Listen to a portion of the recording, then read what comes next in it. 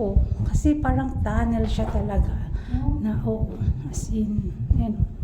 So dito sila talaga nagtatago yung during the war talaga. Tapos pababa talaga yung kulungan.